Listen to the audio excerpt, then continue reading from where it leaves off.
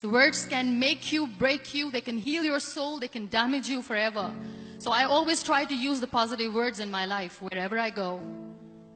They call it adversity, I call it opportunity. They call it weakness, I call it strength. They call me disabled, I call myself differently abled. They see my disability, I see my ability. There are some incidents that happen in your life, and those incidents are so strong that they change your DNA. And I'm going to share what exactly happened to me. I was 18 years old when I got married. And this thing I'm sharing for the very first time on an international level. I was 18 years old when I got married. I belonged to a very conservative family, a Baloch family, where good daughters never say no to their parents. My father wanted me to get married. And all I said was, if that makes you happy, I'll say yes. And of course, it was never a happy marriage. Just about after 2 years of getting married, about 9 years ago, I met a car accident. Somehow my husband fell asleep and the car fell in the ditch. He managed to jump out, saved himself. I'm happy for him. But I stayed inside the car and I sustained a lot of injuries. The list is a bit long. Radius ulna of my right arm were fractured. The wrist was fractured. Shoulder bone and collarbone were fractured. My whole rib cage got fractured. But that injury that changed me and my life completely as a person and my perception towards living my life was the spine injury. Many people came to rescue. They gave me CPR. They dragged me out of the car. And while they were dragging me out, I got the complete transection of my spinal cord. Those 2.5 months in the hospital were dreadful. I will not make up stories just to inspire you. I was at the verge of despair. One day, doctor came to me and he said, well, I heard that you wanted to be an artist, but you ended up being a housewife. I have a bad news for you. You won't be able to paint again because your wrist and your arm are so deformed, you won't be able to hold a pen again. And I stayed quiet.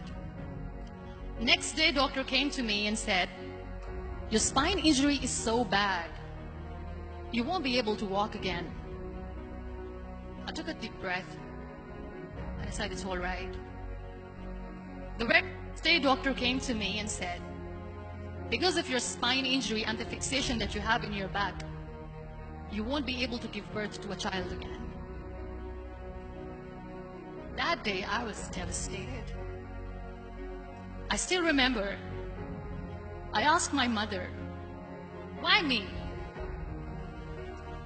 And that is where I started to question my existence. Why am I even alive? What's the point of living? I won't be able to be a mother again. And that was quite devastating for me. But then I realized there are so many children in the world, all they want is acceptance. So there is no point of crying, just go and adopt one.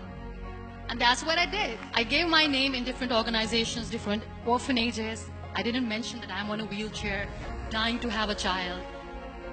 So I just told them that this is Muniba Mazari and she wants to adopt a boy or girl, whatsoever, but I want to adopt a kid.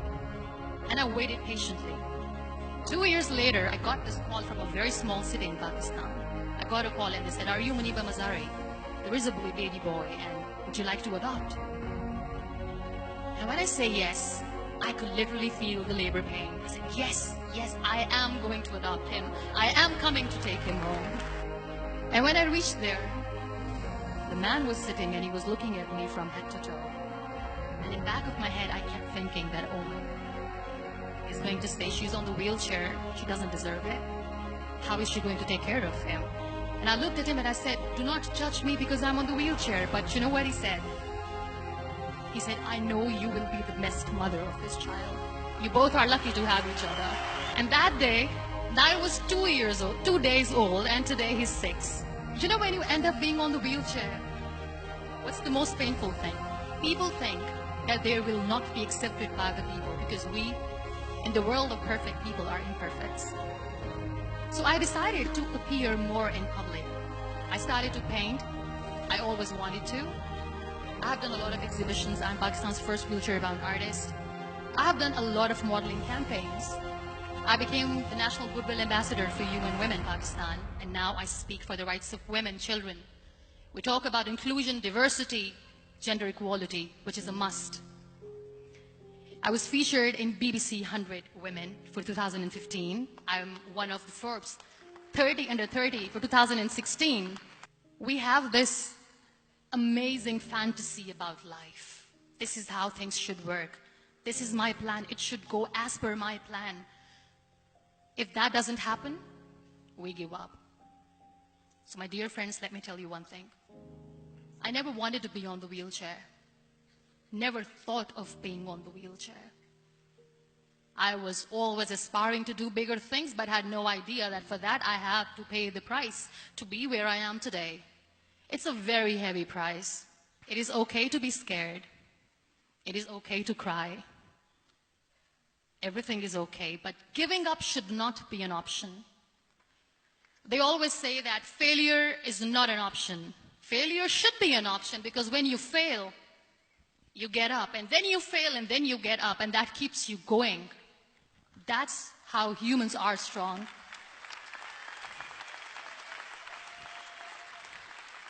Failure is an option, should be an option, but giving up is not. Never.